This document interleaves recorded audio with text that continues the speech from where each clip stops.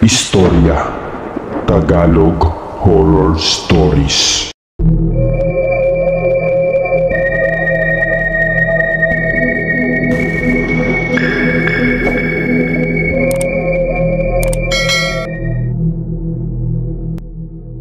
Magandang araw po. Tawagin niyo na lang po ako sa pangalang Dolores o mas kilala sa tawag na Aling Dolor. 51 anyos na po ako at naninirahan sa Katimugang Pulo sa probinsya ng Bicol sa lalawigan ng Bulusan. Malapit lang kaming naninirahan sa Bulkang Bulusan na kung saan palagi na lang itong bumubuga ng nakakalasong makapal na abo tuwing umaalboruto po ito. Isa po ito sa pinakamalaking suliranin sa aming lugar, maging sa mga kalapit naming lalawigan. Tuwing bumubuga po ito ng makapal na usok at abo, labis na naaapektuhan ng mga magsasaka na may sariling taniman ng mga trigo, mga mangingisda at mga nag-aalaga ng mga hayop. Pati ang mga motorista at pampublikong sasakyan ay apektado din ang kanilang biyahe dahil sa pag-ulan ng makapal na nakakalasong abo na iniluluwa ng Bulkang Bulusan. Ilang beses na din itong sumabog noong mga dumaang mga taon. Talaga namang kinatakutan ng mga pamilyang naninirahan malapit sa bulkan at kabilang na kami doon. Lumilikas kami upang mag-evacuate sa mga paaralan o gymnasium na malayo sa pinagsabugan at sa tulong ng mga kagawaran ng aming munisipalidad at gobyerno na kung saan umaasa na kami sa ibinibigay nilang mga rasyon o ayudang mga pagkain. June 5, 2022, noong nakaraan lamang 2 taon na huling pag-alboruto ng bulkan na ikinauwi sa periodic eruption na kung saan apektado ang ilang lalawigan na itinaas sa antas na alert level 1 at nagpalabas ng matinding abo. Kaya lumikas noon ang bawat pamilya maliban na lang sa amin dahil nasa alert level 1 pa lamang ito. Ipinagwalang bahala ko ito lalo na't matanda na ako at marami akong alagang mga hayop at magiging mahirap para sa akin ang mag-evacuate sa mga evacuation center. Dahil nga hindi ako nag-evacuate ay doon ko rin pala mararanasan na makaengkwentro ang nilalang na tinatawag na aswang. Sa edad ko pong 51 anyos at isa ng ganap na senior citizen ay mahilig pa rin ako sa pag-aalaga ng mga hayop. Ngunit hindi ito mga baboy, manok at aso, bagkus mga pusa po ito. Marami po akong mga alagang pusa na halos lalampas sa bilang na 15 at lahat sila ay inaalagaan ko ng maayos. Simula kasi noong nagdadalaga pa lamang ako ay mahilig na talaga ako sa mga pusa. Ewan ko ba kung bakit magaan ang pakiramdam ko at malapit ako sa mga pusa. Sa madaling salita ay pet lover po ako. Habang nagbabadya noon ang bulkan sa muli nitong pag-alboruto ay nag-abiso ang gobyerno na manatili ang mga pamilyang naninirahan sa malapit sa Bulkang Bulusan sa mga pampublikong ligtas na lugar. Nag-abiso ang mga kawani ng mga nasabing lalawigan na agarang paglikas sa mga residente at maggayak ng mga importanteng bagay bunsod ng pag-alboruto ng Bulkang Bulusan. Ang ilang ahensya noon ay nag-abiso ukol sa sitwasyon, bagamat ang NDRRMC ay nakapagtalaga ng mahigit 180 mga residente na magsilikas. Halos nagsilikas na noon ang ilan naming kababayan sa mga evacuation center, habang kami naman ay nagmamatigas na manatili sa aming bahay. May ilang kapitbahay din kami noon na hindi rin lumikas at nanatili sa kani-kanilang mga tahanan dahil napapagod silang lumikas sa mga ligtas na lugar, bitbit ang mga kagamitan. Halos Pinagalitan na nga kami noon ng ilang mga kawani ng gobyerno dahil sa pagiging matigas ng aming mga ulo. Sa pagkakatanda ko noon, tanging ang mga apo ko lamang na mga binatilyo at dalagita ang mga kasama ko ng mga panahong iyon, dahil nasa Kalakhang, Maynila ang kanilang mga magulang at doon ang mga ito nagtatrabaho. Namayapa na rin noon ang aking asawa at tanging mga apo ko lamang at mga alagang pusa ang nakakasama at nagpapasaya po sa akin. July 13, sa dakong 3:37 AM ng madaling araw, nang muling magbuga ng makapal na abo ang bulkan na zero visibility sa mga bayan. Kasama na din kung saan kami naninirahan at tuluyan na din kaming nanatili sa aming tahanan. Halos iilan na lang kaming naiwan doon sa aming lugar dahil nasa evacuation center na ang ilan naming kabarangay. Wala na ring mga kawani at rescuer sa paligid ng aming lugar dahil bumalik na sila sa bayan. Dahil magiging delikado po ang sitwasyon kung mananatili pa sila malapit sa nasabing lalawigan. Sinabi ko sa aking mga apo na lagyan nila ng basang tela ang mga bintana at pinto, pati ang mga siwang ng dingding ay tapalan nila ng basahan upang hindi makapasok ang abo. Yan ang utos ko sa kanila sa kasagsagan ng madaling araw, dahil sa malakas na pagbuga na nakakalasong usok at abo ng bulkang Bulusan. Tinanong ko din ang aking mga apo kung bakit hindi pa sila lumikas kagabi at alam nilang delikado ang sitwasyon namin. Sumagot naman sila na sino daw ang makakasama ko sa bahay kung lilikas sila magkakapatid. At nagtanong sila sa akin kung bakit daw nais ko pang magpaiwan dito. Inis na sabi yan sa akin ng panganay kong apo na lalaki. Sinabi ko naman sa kanya na dapat hinayaan na lang niya ako mag-isa dito sa aming bahay na maiwan dahil matanda na ako at mahirap pa para sa akin ang lumikas pa ng ibang lugar patungong bayan. Sa kakawawa naman ang mga alaga kong pusa dahil hindi sila pwedeng dalhin lahat sa evacuation center dahil napakarami nila at bagong panganak pa ang isa kong pusa. Nainis muli ang panganay ko na apo dahil sa aking sinabi, dahil mas inisip ko pa daw ang kapakanan at kaligtasan ng aking mga alagang pusa na halos napamahal na sa akin at nakasama ng ilang taon.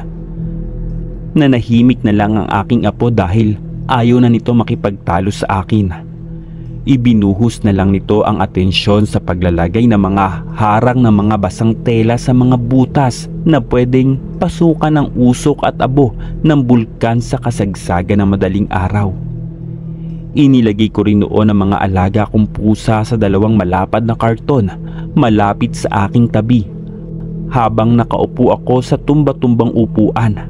Pati mga nakaimbak na inumin at pagkain ay ibinalot na rin ng aking mga apo. Halos para kaming mga bilanggo sa aming bahay dahil hindi namin magawang makalabas ng bahay. At pagputok ng araw, bandang 11:00 ng umaga, habang patuloy na nag-aalburuto ang bulkan ay tuluyan na nga itong sumabog.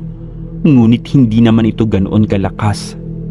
Subalit, delikado pa rin ito para sa amin maging sa ilan naming kapitbahay na hindi lumikas dahil din sa katigasan ng ulo.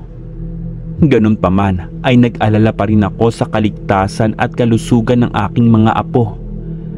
Nadadama din namin ang matinding init na tila parang nasusunog ang aming mga balat dahil sa mga magma na umaagos galing sa tugatog ng bulkan patungong karagatan. Bagamat hindi naman dadaloy ang mga magma sa kapatagan. Maingat at binubusisi din namin ang tubig sa galon bago ito inumin para po sa aming kaligtasan. Dahil nakakalason nga ang usok na nanggagaling sa naglalagablab na magma na dumadaloy sa karagatan. Buti na lang at natapalan lahat ng mga siwang sa bintana at dingding ng mga basang tela. Matapos ang pagsabog ay nanatili pa rin kami noon sa loob ng aming tahanan sa buong maghapon. Maging sa mga sumunod na mga araw ay nanatili pa din kami sa bahay. Maghihintay kami na humupa ang makapal na usok na tila para itong maitim na hamog at maghihintay din kami sa mga kawani ng gobyerno para sa magaganap na clearing operation. July 16, 2022, kung saan pangatlong araw na kaming nananatili sa loob ng aming bahay ay isa pong pangyayari ang hindi ko inaasahan. Sa isang nakakabinging katahimikan ng gabi, habang natutulog na ang mga nagbibinata at dalagita kong mga apo at habang ako naman ay hindi pa rin dinadalaw ng antok, bigla na lang ako nakarinig ng mga tinig na nagmumula sa pusa sa labas ng aming tahanan. Halatang humihingi ito ng tulong dahil malawak ang kaisipan ko pagdating sa mga pusa. Dahil mapagmahal ako sa mga pusa at tila nakabigkis na sila sa aking puso, kaya naisipan kong lumabas ng aming tahanan upang tignan ito. Dahil batid ko noon na nasa tapat lang ito ng aming pintuan. Marahan akong tumayo sa kinauupuan kong tumba-tumba na nagsisilbi din na aking tulugan. At mabilis ako na kumuha ng labahing damit na agad kong binasa at itinapal sa aking ilong at bibig upang hindi ko malanghap ang usok na malapit na ding humupa ng mga panahong iyon. Matapos kong buksan ang pintuan ay inilibot ko ang aking paningin dahil nababanaag ko ang madilim na kapaligiran na tinatanglawan naman ng sinag na bilog na buwan. Nang ibaling ko ang aking paningin sa ibaba at kaliwang bahagi ng dingding ay malinaw kong nasisilayan ang isang itim na pusa na may kalakihan ng tiyan at halatang buntis ito. Nakahiga ito sa lupa at labis na nangihina na halatang naapektuhan ito ng matindi sa makapal na usok noong dumaang mga araw. Dahil nga po maawain ako sa pusa ay hindi ako nag-alinlangan na kunin ito upang iligtas. Sa akmang dadamputin ko na ito ay bigla na lang ako nakadinig ng kakaibang angil na nagmumula sa kalapit bahay namin na kung saan ang naninirahan doon ay mag-asawang matanda at ang isa sa kanila ay matagal nang may iniindang karamdaman. Tulad ko, nagmatigas din sila na hindi lumikas dahil matanda na sila at malapit na rin sila sa hangganan ng kanilang buhay. Binuhat ko mula noon ang pusang itim sa aking mga bisig at marahang naglakad sa labas ng dulo ng aming dingding upang alamin kung anong klaseng hayop ang umaangil. Nagulangtang na lang po ako nang masilayan ko ang isang malaking itim na aso sa labas ng tahanan ng aming kapitbahay dahil nilalapan nito ang dalawang matandang mag-asawa. Triple po ang laki ng itim na aso sa pangkaraniwang aso at nagbabaga ang mga mata nito sa malamlam na paligid. Malinaw ko ding nakikita kung paano lamutakin at lamunin ng itim na aso ang mga bituka at lamang loob ng dalawang matanda habang mahigpit ang pagkakahawak ko sa itim na pusa.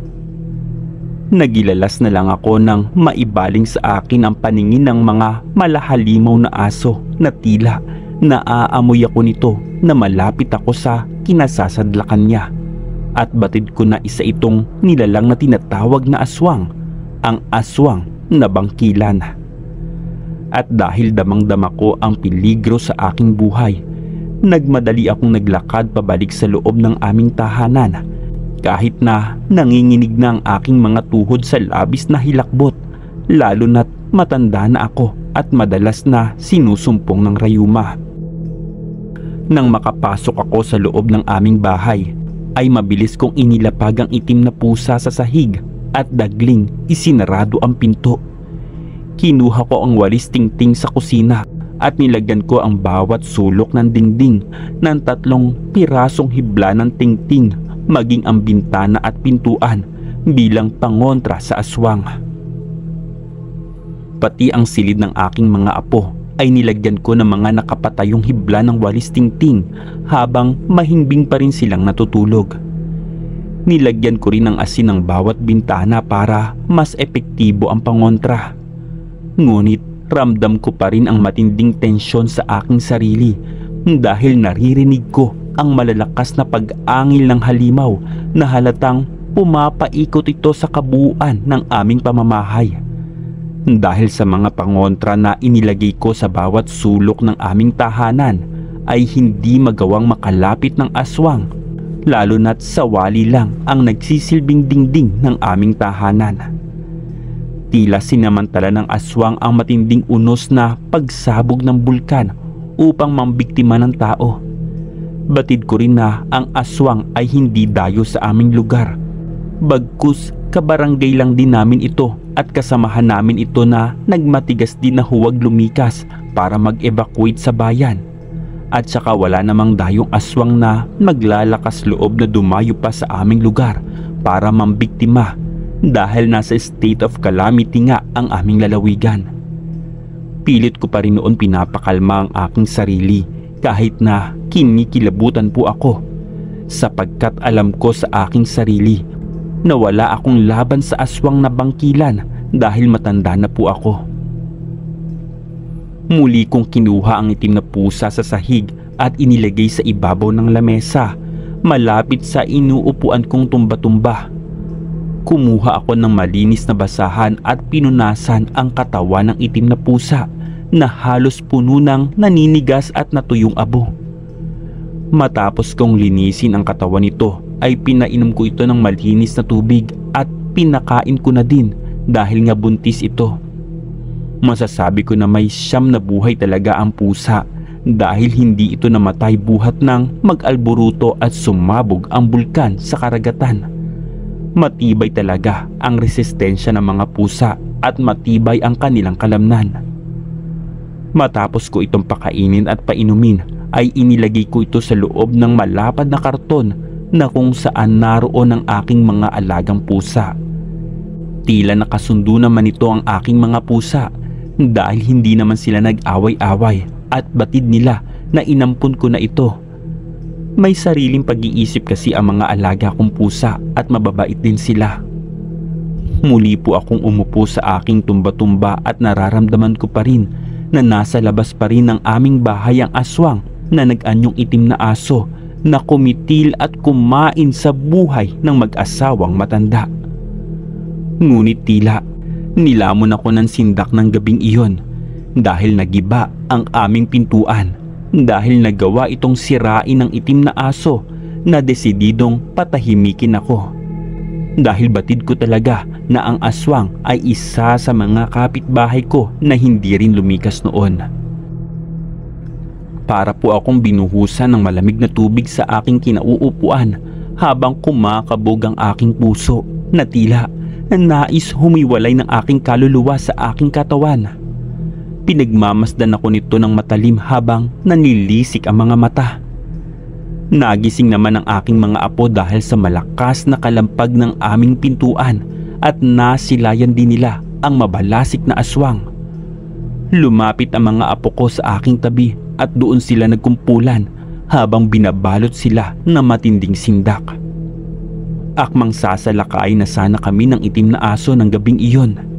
Nabulalas na lang ako nang tumalon ng pusang itim ng aking tinulungan sa malapad na karton at mabilis na naglakad patungo sa aming harapan na tila nais kami nitong protektahan. Umaangil din ang itim na pusa at handang labanan ang aswang. At nang tuluyan nga kaming sunggaban ng itim na aso ay tumalon ng itim na pusa sa ibabaw ng aswang at walang habas na kinagat at pinagkakalmot na parang walang kinatatakutan. Dumating din sa punto na tinulungan ng mga alaga kong pusa ang itim na pusa na aking sinagip at magkakasama nilang inatake ang mabalasik na aswang. Masasabi ko noon na naging mabangis ang maamo kong pusa na tila naging mabagsik ito dahil nais nila akong iligtas bilang kanilang amo na nag-alaga sa kanila sa mahabang panahon. Walang tigil sa kakaangil ang aswang na bangkilan habang pinagtutulungan siyang kagatin at kalmutin ng napakaraming mga pusa. Habang abala sa pakikipaglaban ng mga pusa, ay inutusan ko na kunin ng panganay kong apo ang sisidla ng asin at dumakot siya ng maraming asin at isaboy sa itim na aso dahil masisiguro kong masasaktan ito sa oras na dumampi ang pinong asin sa kanyang mga sugat, dulot ng mga natamo nitong mga kagat at kalmot ng aking mga alagang pusa. Matapos sabuyan ng asin ng panganay kong apo ang aswang, ay umatungal ito ng malakas na halatang nasasaktan ito dahil umuusok na rin ang balat nito na kung saan puno ito ng mga sariwang sugat. Dumating din sa punto na kumaripas ng takbo ang aswang dahil hindi nito nakayanang labanan ang napakaraming pusa, lalo na't napakatapang pala ng itim na pusa. Tila nagtanaw ng utang na loob sa akin ng itim na pusa dahil sa pagsagip ko sa kanyang buhay. At nang tuluyan ng maglaho sa dilim ang aswang, ay maamong nagsilapitan sa akin ng mga alaga kong pusa at hinahaplos nila ang kanilang mga ulo sa aking paa na tila naglalambing ang mga ito. Natuwa naman ang mga apo ko sa pinakitang katapangan ng mga alaga kong pusa, lalo na ang bago kong ampon na kulay itim na pusa. Hindi nila sukat akalain na ang mga pusa ko ang magiging tagapagligtas namin sa bingit ng aming kamatayan sa panahon ng kalamidad. Pinagtutulungan ng mga apo kong lalaki na kumpunihin ang nasirang pinto at hindi na muling tinakpan pa ng basang tela dahil tuluyan na pong humupa ang usok at sinabayan pa ng pagbuhos ng malakas na ulan. Kinabukasan, dumating na sa aming lugar ang mga kawani ng gobyerno upang linisin ang mga kalsada sa buong sakop ng aming lalawigan. Nagsisilbing bayanihan ang ginawang clearing operation at tumambad din sa kanila ang 3 bangkay ng mga tao. Nagulat naman kami kung bakit 3 ang natagpuan nilang bangkay dahil ang pagkakaalam ko noon ay 2 lang ang nasawi ng gabing iyon. Dahil sa aming kuryosidad ay kinilatis ng panganay kong apo ang pangatlong bangkay na natagpuan nila at yun nga ang isa naming kapitbahay na matagal na ring pinaghihinalaan na isang aswang dahil sa kakaiba nitong ikinikilos. Naisipan ko noon na namatay ang aswang dahil sa mga natamo nitong mga sugat. Nagdulot din ng panganib na nauwi sa kamatayan ang pagbuhos ng malakas na ulan dahil pumasok sa kanyang mga sugat ang nakakalasong abo na nalusaw sa tubig ulan na nagdulot ng kanyang pagkasawi.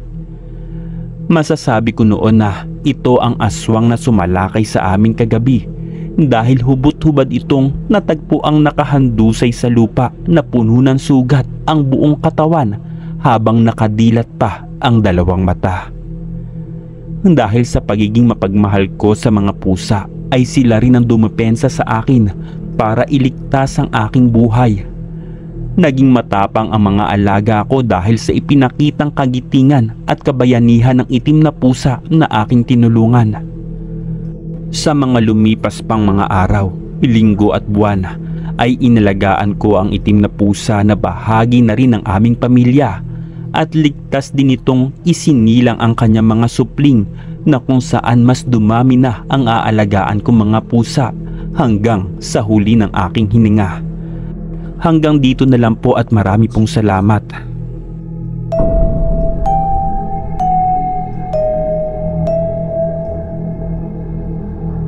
Istorya Tagalog Horror Stories.